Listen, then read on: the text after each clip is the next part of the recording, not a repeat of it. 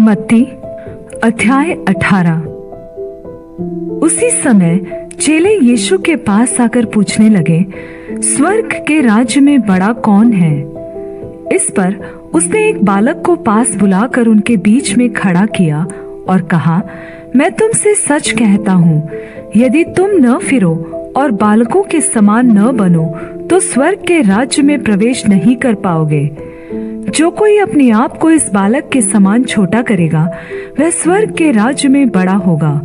और जो कोई मेरे नाम से एक ऐसे बालक को ग्रहण करता है, वह मुझे ग्रहण करता है। पर जो कोई इन छोटों में से जो मुझ पर विश्वास करते हैं एक को ठोकर खिलाए, उसके लिए भला होता कि बड़ी चक्की का पाट उसके गले में लटकाया जाता और वह गहरे समुद्र में डुबाया जाता।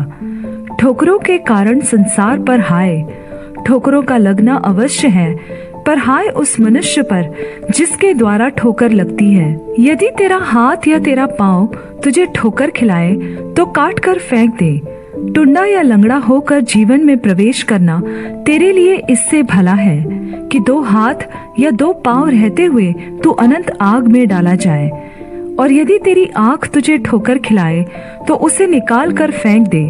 काना होकर जीवन में प्रवेश करना तेरे लिए इससे भला है कि 2 आँख रहते हुए तू नरक की आग में डाला जाए।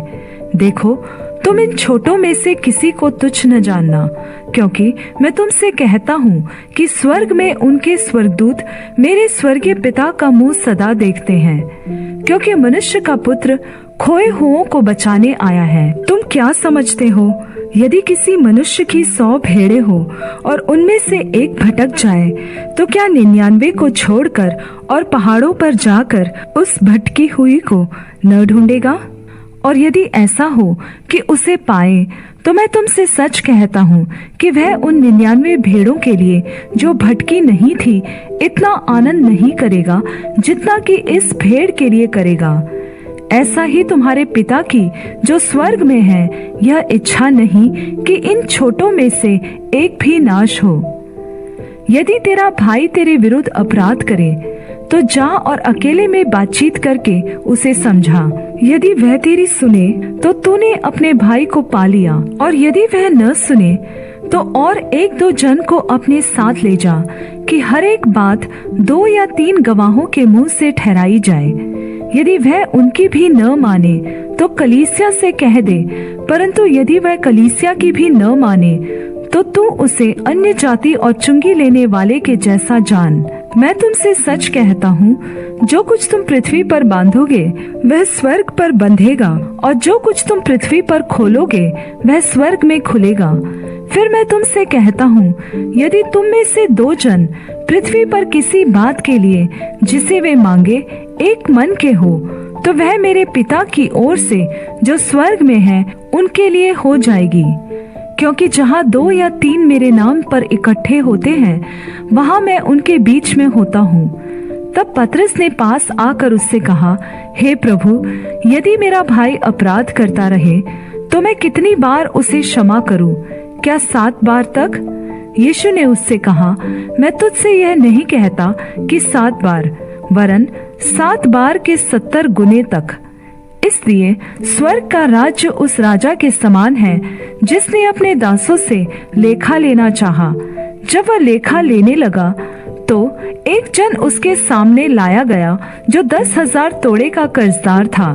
जबकि चुकाने को उसके पास कुछ न था, तो उसके स्वामी ने कहा कि यह और इसकी पत्नी और बाल बच्चे और जो कुछ इसका है सब बेचा जाए और वह कर्ज चुका दिया जाए। इस पर उस दास ने गिरकर उसे प्रणाम किया और कहा, हे स्वामी, धीरज धर, मैं सब कुछ भर दूंगा।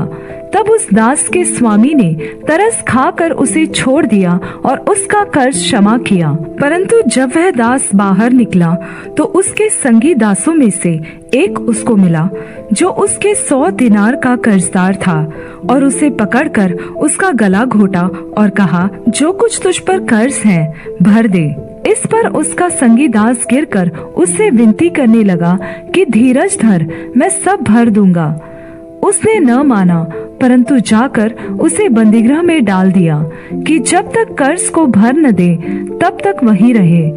उसके संगी दास यह जो हुआ था देखकर बहुत उदास हुआ और जाकर अपने स्वामी को पूरा हाल बता दिया।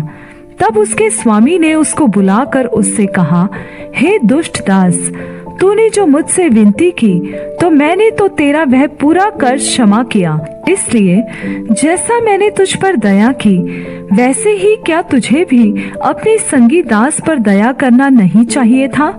और उसके स्वामी ने क्रोध में आकर उसे दंड देने वालों के हाथ में सौंप दिया कि जब तक वह सब कर्जा भर न दे तब तक उनके हाथ में रहे। इसी प्रकार यदि तुम में से हर एक अपने भाई को मन से क्षमा न करेगा तो मेरा पिता जो स्वर्ग में है तुमसे भी वैसा ही करेगा।